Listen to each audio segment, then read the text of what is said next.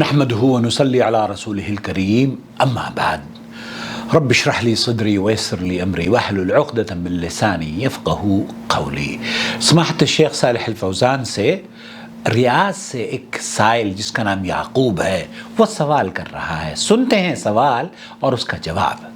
شیخ یعقوب من الریاض۔ السلام علیکم۔ علیکم السلام۔ نسأل إذا الإنسان إذا أصابته جنابة واغتسل ورجع الملابس لإصابتها جنابة۔ ایک ایسا شخص جس نے اپنی بیوی سے جماع کیا ہے اور ہم بستری کی ہے اور اس کے کپڑوں پر منی کے اثرات نمودار ہیں، لگے ہوئے ہیں، ایسے صورت میں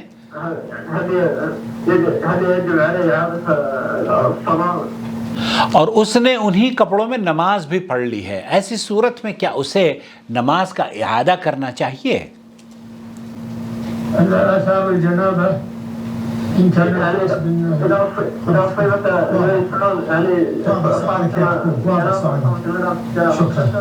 وہ ایکسپلین کر رہا ہے تو بتایا جا رہا ہے کہ آپ کا سوال تو بہت کلیئر ہے۔ شکرا۔ تفضل شیخ۔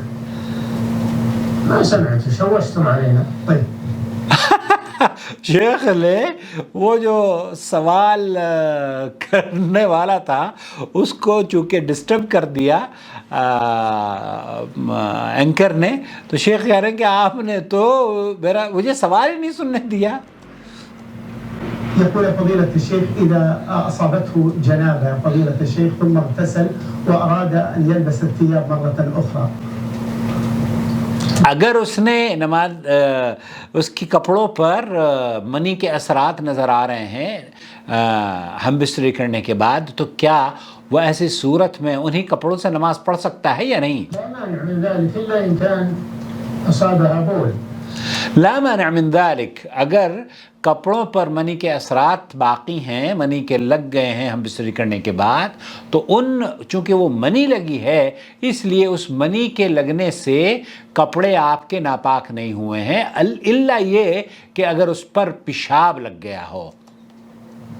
اما مجرد آثار الجنابہ من المنی، آثار الجنابہ اس کے اثرات منی کے اثرات سے لا يضر، شیخ کہہ رہے ہیں کہ اس کے اثرات سے نماز پر کوئی اثر نہیں پڑتا۔ اللہ کے رسول صلی اللہ علیہ وسلم نے آپ نے کئی مرتبہ سنا ہوگا کہ عائشہ کھرچ دیا کرتی تھی اور آپ علیہ الصلوۃ والسلام انہیں کپڑوں میں نماز بھی پڑھ لیا کرتے تھے۔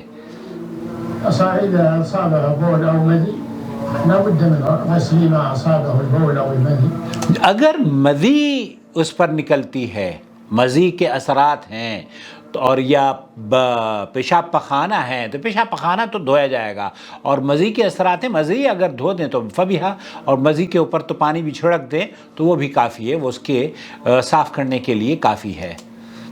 وَيُصَلِّي فِيهَا۔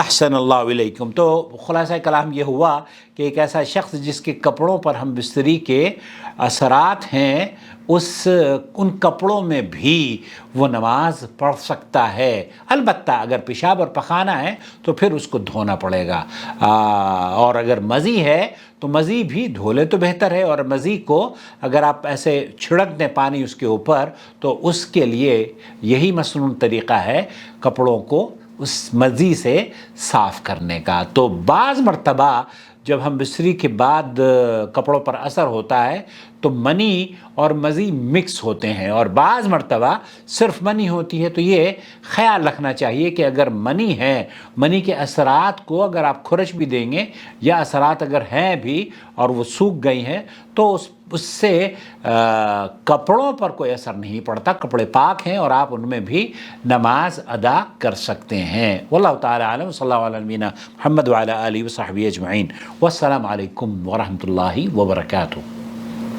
وما أرسلنا من قبلك إلا رجالا نوحي إليهم فاسألوا أهل الذكر إن كنتم لا تعلمون بالبينات والزبر وأنزلنا إليك الذكر لتبين للناس ما نزل إليهم ولعلهم يتفكرون أفأمن الذين مكروا السيئات أن يخسف الله بهم الأرض أو يأتيهم العذاب من حيث لا يشعرون